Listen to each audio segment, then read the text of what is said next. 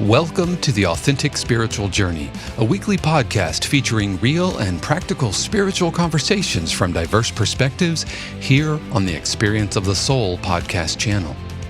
Today, episode 203, Knowing That You Are Loved. And now your host, Reverend Cynthia Alice Anderson. Hello and welcome to The Authentic Spiritual Journey. My name is Cynthia Alice Anderson. I'm the host, and I'm here today in 818 Studios with my producer. Hello, everybody. This is Dave Croft, and thank you so much for joining us for another episode of The Authentic Spiritual Journey. As always, I welcome you to a brand new week. I hope you are doing well, and I hope you had a great weekend. It's going to be a good one. I feel it. We're into May, second week of May. Yes. All the Justin Timberlake jokes are over, and so, yeah, we are firmly into May. Yes, today is a great day. It's a great day to be alive.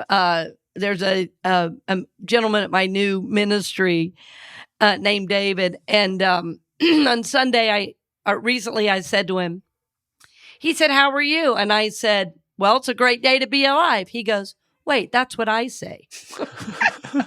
He's not wrong, and you're not wrong. Yeah.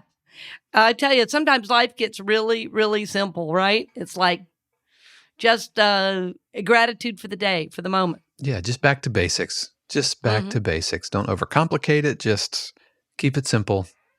Yeah. Keep it simple. Well, that's been on my heart lately, too. It's funny, both for my ministry, in my personal walk, in my work.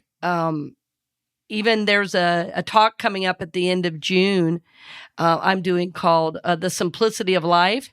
And along with that, we're going to do a fun Cowboy Sunday and do some fun stuff after service. But there was something about this season for me with my aunt making her passing, who was the sister of my mother. You know, so it kind of compounded a little bit of that grief. And so when that happens, you know, it's always a time to pause and reflect. And around my mother's passing, because there was so much going on for me at that time, meaning I was moving, I was leaving my position, you know, like my mom passed away 3 days before my last day at work. And it was a lot to process, and I was not really able to grieve in the way I might normally, you know? And so anyway, as you're saying that, Dave, that's the place I've been. I know we didn't talk about that at all before coming on, but it's like, what is really important right now? You know, and my aunt, I'm just going to say a word about her. She was this really incredible artist and poet. And it was so interesting to me in reflection, what I learned from her kids, and how when you live a life that matters, which she certainly did, that you really leave a legacy behind. You know, her artwork, I was able to get, by the way, one of her pieces that I've loved for years. And there's a piece she painted and a poem she wrote with it. So they're posted, you know, together now in my home. And I never even thought about it, but just the other day I had a friend over. He was looking at it, and the name of the poem is The Little White House. Well, I live in a little white house. Yeah. So it's just all the funny little things. But anyway, so it's been a real time of contemplation for me. And I know you feel me on that, Dave, because you guys have been through some stuff, you know, the last couple years with Shannon's dad passing. And just, and what's interesting is, you know, over the last especially couple of months or so, we have deliberately kind of slowed things down. Because it's so easy, you know, when you get on the other side, you know, there's a death in the family, and you just want to kind of throw yourself into work and into projects and everything. And so within the last couple of months, we've just really been able to slow things way, way, way down, you know. And so in that space, though, we're kind of revisiting some of the grief that maybe we had just kind of stuck into the, folded it up and it's in the Put back it of in the a box. drawer, right? We put it in a little box, and now, now that there's nothing in front of that, and we have to kind of work through it. And so Mhm. it's all a process, and it's just been really interesting, and I think healthy and ultimately good. But still walking through that grief, even though it's been a year and a half since Shannon's dad died. So Yeah, and her dad died, right around the same time hmm as my mom, and even though, I did my mom's memorial, we did a whole show, called Remembering Mama, which has been a real listened to show, interestingly enough.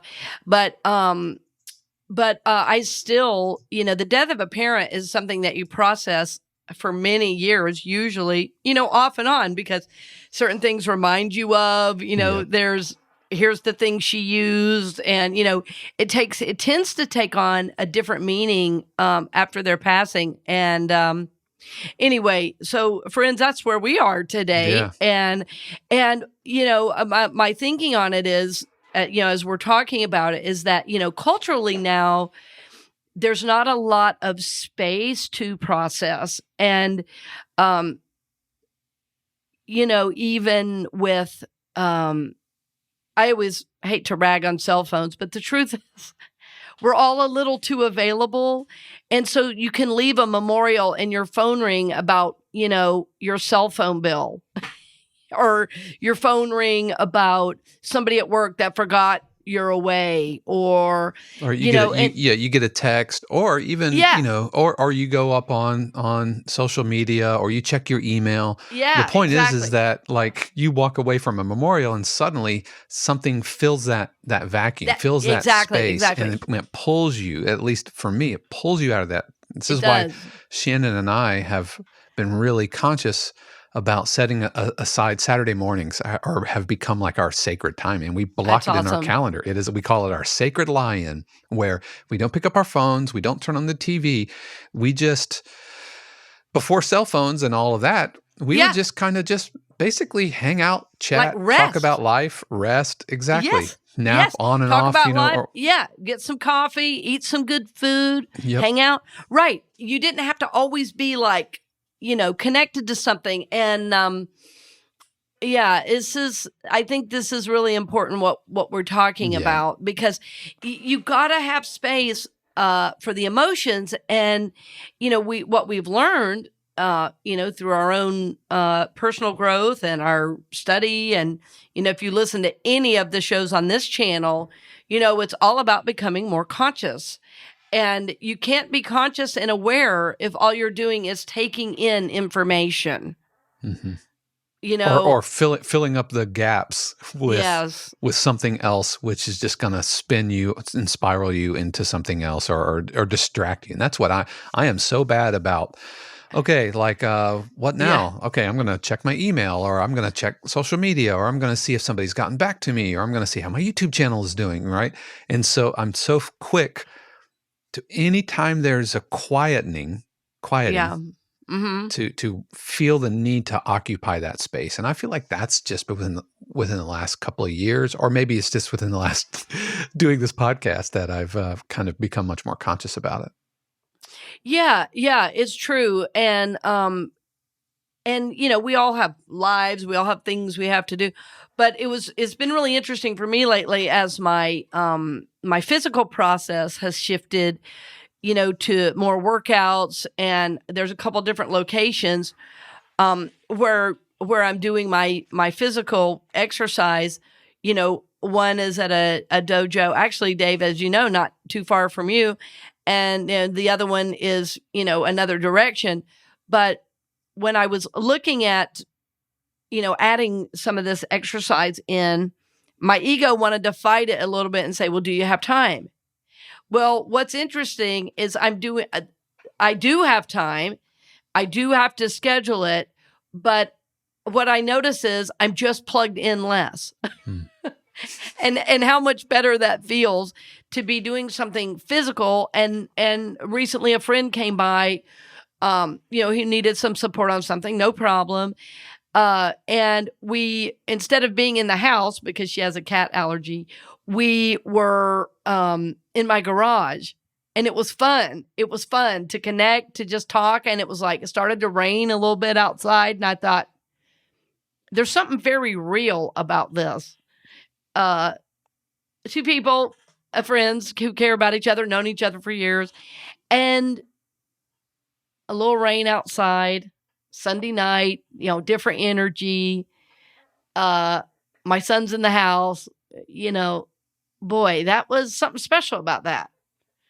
And had I had a phone in my hand or, that I never would have experienced it. So, as much as I love people listening and watching and all of that, I can't say enough that putting down the phone, going off the computer, stopping the Netflix binging, is healthy. Yeah. And somehow, to me, this has to do with what we're talking about today. I don't think we've even given the title yet, Dave. No, we're 11 minutes into the show and we haven't even said Yeah, no. The it title doesn't matter. It's all related. Yeah, no, yeah, you're absolutely right. It is knowing that you are loved, and so I know, like for Shannon, we've talked about love languages and all that Yeah. stuff, but when I put the phone down, and and we're laying down, and she has her head on my chest, and we're just like no TV, nothing. It's just us. I know that she knows that she's loved. Yes. Oh. Yep. Sweet. Yes. Yep. Super sweet. Exactly. I bet our listeners were like, "Oh." I think you should put in a little sound effect after. Oh, okay. Aww. I could do that. Oh. Well, and fundamentally, I think every problem. So I'm going to say a real global statement, which is usually dangerous and very rare for me, but I dare to say every problem in the world would be solved if everyone knew they were loved. Because what we see in the world, and I say the world, I'm talking about our families, our jobs, on the news, in our politics, in our world leaders. There's so much posturing, gesturing, trying to be the best, the brightest, the this. All that's about, of course, we love to say personality and ego, but what it's under that, of course, the personality and ego was created when we were trying to get love. And we said, well, if I do this, then I'll get love. If I do that, then I'll get love. And then we spend our whole lives still trying to get that love, right? So when you know that you're loved, it's like everything starts to kind of calm down. And for me, and for most of the people I work with, knowing that is a process. It's not necessarily how we were raised. And I'm, not blaming our parents. They, did the best they could with the information they had. And I think in 20 years, my son's going to do it differently than I did, so it's good. There's evolving, there's growth there. But because of that, you've got a lot of people walking around still trying to get love. And when you know that you're loved, everything gets real simple.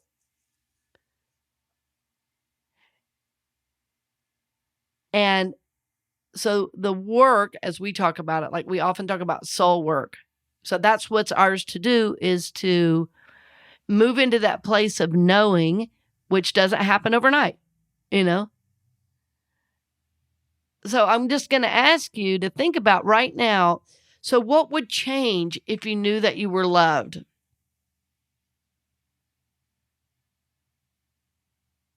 Like, what would you quit trying to prove to everyone?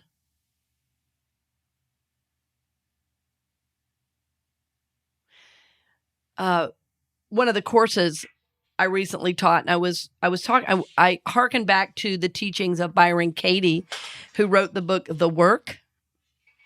Somebody the other day said, "Isn't it Katie Byron?" I go, "No, it's last name first, first name last." It's Byron Katie. She wrote a book called The Work. And in The Work, there are these 4 questions. Is it true? Can you absolutely know it's true? What happens when you think that thought? And who would you be without that thought? That's basically the 4 questions. And then the 5th step is like a turnaround. So we were talking in the course, and I was trying to give the class some examples. And one of the examples I gave is that one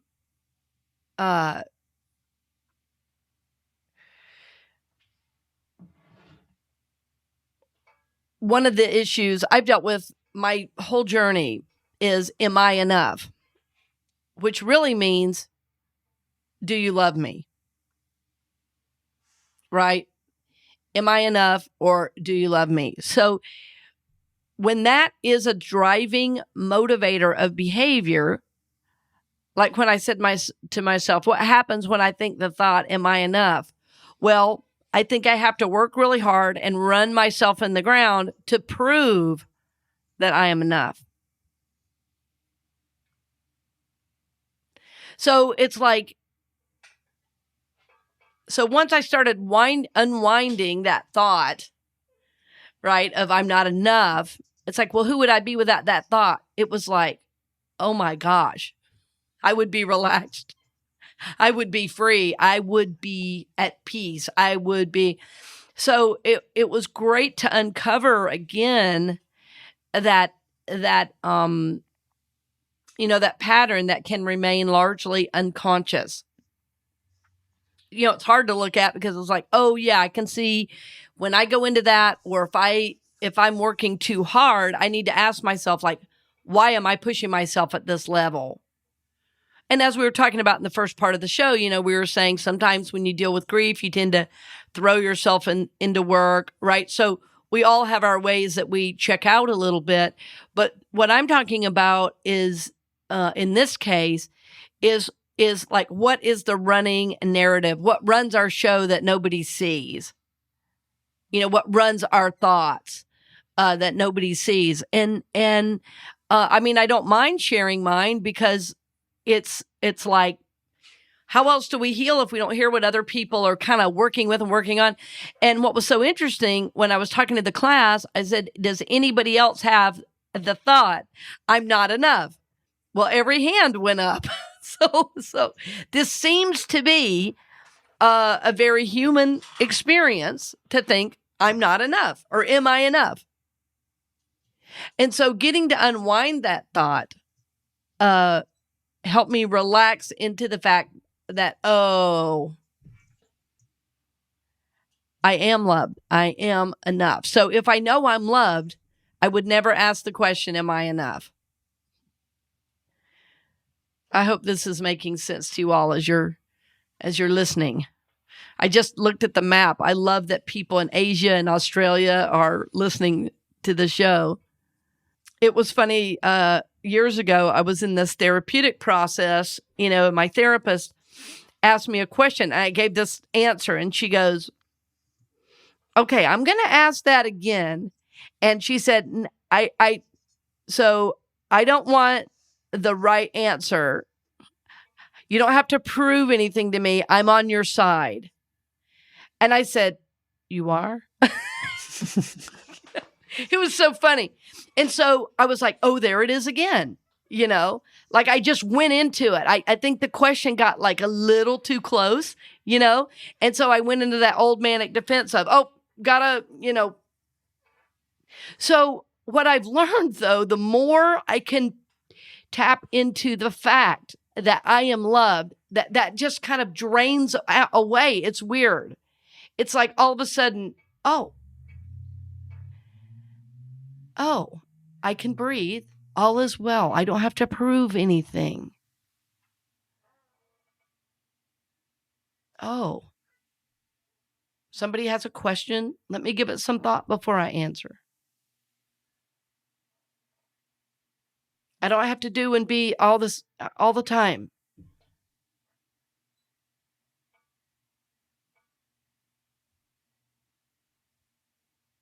Yeah, knowing that you're loved changes everything.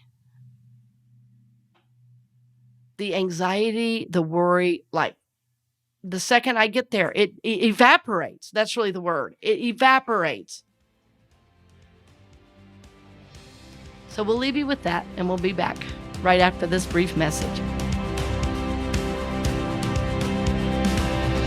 Welcome back. We're glad you're with us. Friends, I love having a little break. It always helps me pause and reflect on what we've been talking about. And I hope it's been specific enough, because I want you to get the feel and be able to apply it to your own life, and not necessarily, it's not all about me and my journey, but I like to share some of my awarenesses and when they happen, so that you can start to kind of self-identify. So I hope that's helping you as I give the stories, because like if somebody were to say to me, well, how do you know that you're loved? And the first thing I would probably say is take a big old deep breath. It starts right there. And there's no one thing to do to know that you're loved, but it's what's gotten me to moments of that is the desire to heal and the desire to live, a healthy, balanced life, that I'm raising a good child, he's a man, he's not a child, he's about 15 now, that I'm raising somebody who's going to make the world better, that I'm doing enough emotional work, that I'm teaching, like I say, my son, and am an example for people I serve of what help looks like. And so because of that, and I feel such a responsibility, to others, that it keeps me motivated to heal. And so, my journey's been so varied, with therapeutic work, with, Native American spirituality, with time in nature. And ultimately, knowing that you're loved, it's, in my experience, it's a both outer and inner experience. But it's, for me, first felt and known in the self. And I'm being very careful not to say, well, you're loved when you do what you want and you say what you want. I'm not saying that at all. And culturally, that's what we see now. You just say what you want, you blast somebody and move on, and then wonder why they're not real happy to see you. So there is something about honoring yourself and honoring your desires and honoring your inner voice and honoring, what you feel your path is, but doesn't mean you ignore everybody else and bulldoze everybody down. So it's like knowing that your love is listening to that inner voice in a really deep way on a very regular basis. And the universe is, the very fabric of the universe is made of love. This is what I feel, and this is what I experience. For instance, recently I've had a few deep spiritual experiences in places that you would not imagine. And one was in a school orchestra concert with the beginning orchestra. And I know Dave is a musician. You all can't see him. He's kind of smiling and nodding. People out of tune, rhythms wrong, all right? But what I've noticed is that if I can just relax into the moment and what is, and become fully present, like take a deep breath. I literally had a spiritual experience a few weeks ago at a concert of a beginning orchestra, and all I was doing was breathing and being present. And see, I know right now you feel the energy all the way across the world, what I'm saying to you. because I'm now in this, consciously, in this field of love I'm speaking of. It's like we exist within this field of infinite consciousness that is love. And when I was sitting there, they were playing, I'm breathing.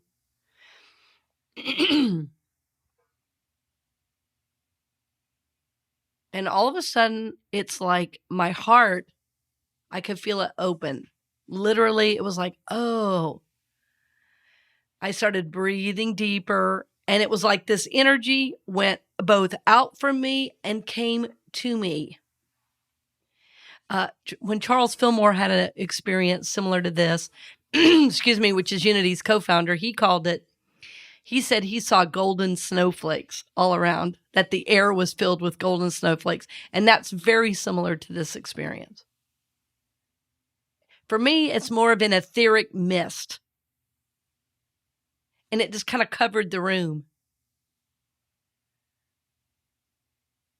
It was very magical. So I believe why or how that could happen is, for years, I've been training myself to breathe deeply. I sought out a vocal coach to learn to breathe better so that I was better at my job and so my voice would not be tired and worn out. And what I found is this super big gift of learning to breathe. And now my breathing is more like how babies breathe, which is their tummy goes in and out, you know. They're not worried about their waistline or their abs. And when we grow up in dysfunctional situations, we learn to fear breathe, which puts all the attention in our chest. It's like, it's like when somebody pulls out in traffic and you go, well, that's how most of us are breathing all the time. Right. So in other words, we're sending adrenaline coursing through our bodies. Anytime there's this, that kind of fear breathing, it puts adrenaline in your body for the next 20 minutes. So when you learn to breathe, it changes everything.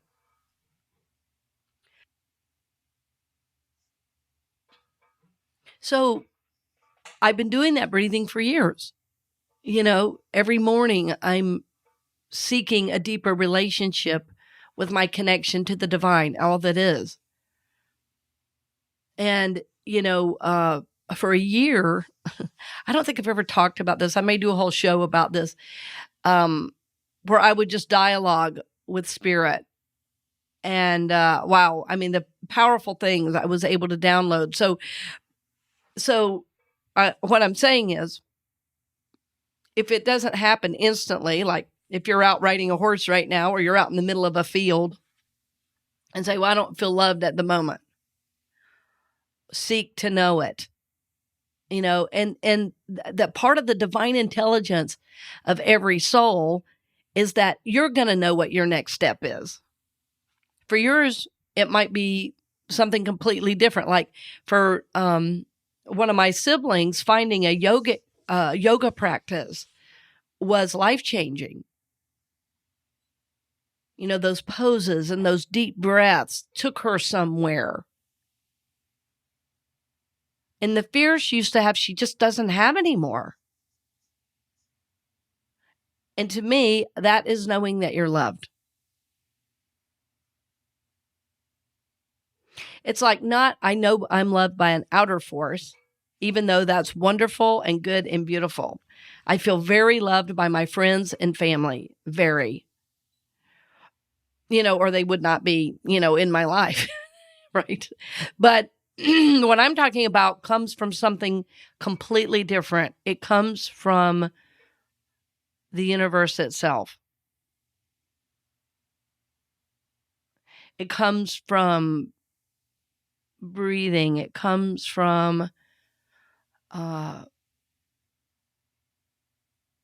standing out in the sun and putting my feet on the ground regularly.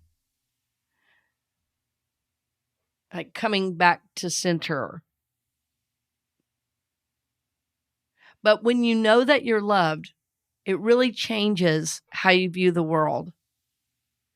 The compassion that starts to run through you is huge. I mean, yes, there are times where you get frustrated. Of course, we're all human. But it's like you can see, oh, that's from a real wounded place. Oh, that must have really hurt, whatever happened to them.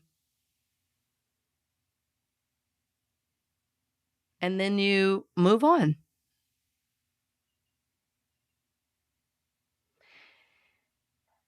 So knowing that your love changes fundamentally your energy, it changes fundamentally the way you think about others, it changes even the way you think about God. You know, when we're concerned about doing it wrong because we're going to be punished, I mean, imagine that's kind of the opposite of love. Now, having said that, negative actions or actions that are not in alignment with God certainly do bring consequences. But when you know that God is everywhere, literally the air you breathe, and that every time you take a deep breath, all you're doing is taking in more God, and that God is sustaining you, that God is loving you, providing you with, enough air to breathe, enough sun to keep you warm, enough of whatever it is you might need, that fundamentally changes you. And so how I experience it is little bits at a time. And then I notice there'll be days or even weeks where I just really feel loved. And then something will come up and I'll have to deal with that. And then, yeah. So that's really that's why it's a journey, right? The way you eat changes when you know that you're loved. The way you treat your body and the way you think about what you put in changes when you know you're loved.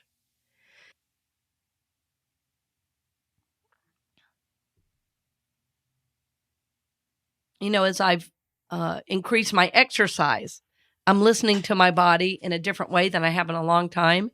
I think I'm in better shape than I've been in 20 years. It feels amazing. I'm so happy with how I feel, what I've learned, and I know there's so much more to learn. But, I'm listening differently now.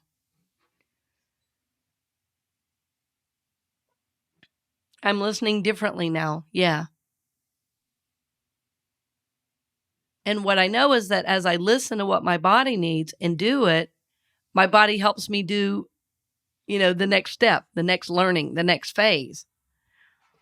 And when you don't love yourself and when you don't know that you're loved, you tend to abuse the body. Drink too much, eat the wrong things. Even if it hurts your stomach, you keep eating it. Even if you know it's not good for you, you keep pounding it down. Then you have to go to the doctor. Then you have to buy the pills, I went to a doctor recently for a checkup and they said, how old are you? And I was sharing all that. And they said, and you're not on any medication but vitamins? It was like they hadn't seen a patient all day like that. I was like, well, I'm not that old. They go, no, most people, your age are on something. Blood pressure or diabetes, something. I relate that to my spiritual journey because of how I'm listening to the body. My body is a vehicle for my soul. All right. And so with my body being a vehicle for the soul, I want my body to work. And now that I'm listening to my body, there are definitely things that I'm shifting and changing. I'm a little bit changed the way I dress, just a little. Little bit changed the way I think about the way I dress, just a little.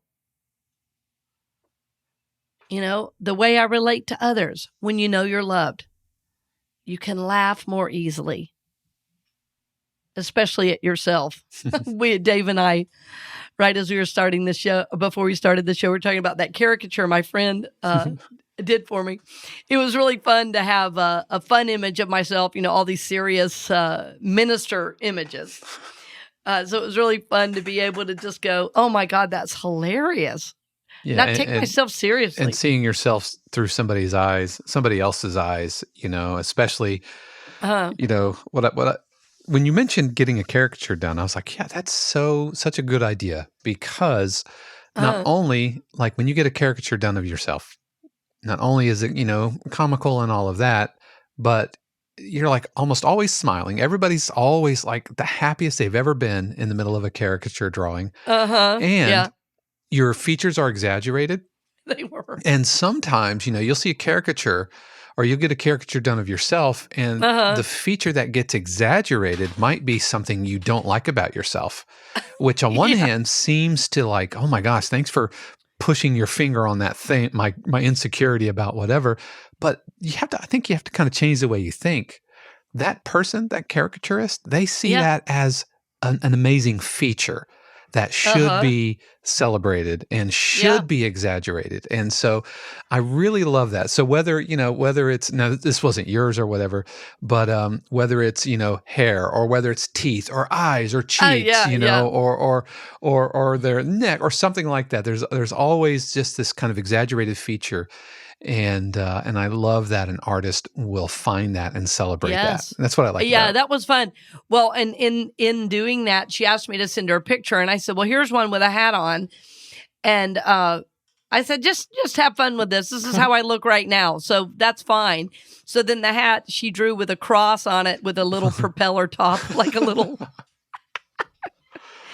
Because you're like a minister geek, minister nerd. Yeah, exactly. Minister nerd. That's exactly what I am. Spiritual geek for sure. So that was a lot of fun. And if you don't know that you're loved, boy, like you say, you could take that and go, that's how she thinks I look. Yep. So being able to laugh, being able to be vulnerable. So if you're not able to be vulnerable, that's a good indication that you don't know that you're loved. Now, as I'm saying, being vulnerable, I don't mean you tell everybody everything going on or everything you're feeling at every moment, but I mean that you're not seeking to defend like your existence. And many of us do that. Many of us do that. So, friends, my hope for all of our listeners is very simply that you know that you're loved, so that you can experience, all the goodness that God has for you. There are going to be times, of course, where you question that, but as you heal, what you're really doing is moving into more love, right? More love for yourself, love for God, love for humanity, because ultimately, those are all one. So I purposely this half am staying in this feel. I'm talking slower, I know. There may be somebody who goes, is she okay? She's talking so slow. But this is just how I feel. And that's one of the ways I know that I'm listening to my inner voice is my behaviors are in alignment with how I feel at the moment. It's like, I just want to slow this down.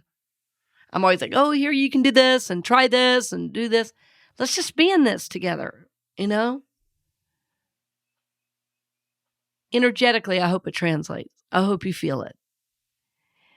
Because it gives me great joy to know that in so many countries around the world, there are those of us trying to wake up, trying to be conscious, and make the world a better place simply by being in it. And I think we do that when we know we're loved. So this is my prayer for you, dear friend, for you, for those you love, and for our world. As always, we lift you up. We hold you in our prayers for all good. So we will see you next week, and blessings on the journey, dear friend. We hope you've enjoyed this episode of The Authentic Spiritual Journey here on the Experience of the Soul podcast channel. This channel is made possible because of listeners just like you. If you would like to support the channel with your tax-deductible contribution on an ongoing basis or through a one-time gift, head over to experienceofthesoul.com/support. The Authentic Spiritual Journey is copyright 2022 Cynthia Alice Anderson, all rights reserved. Our theme music is composed by Dave Croft and used with permission from RR Hot Publishing. The Experience of the Soul podcast channel is a production of 818 Studios.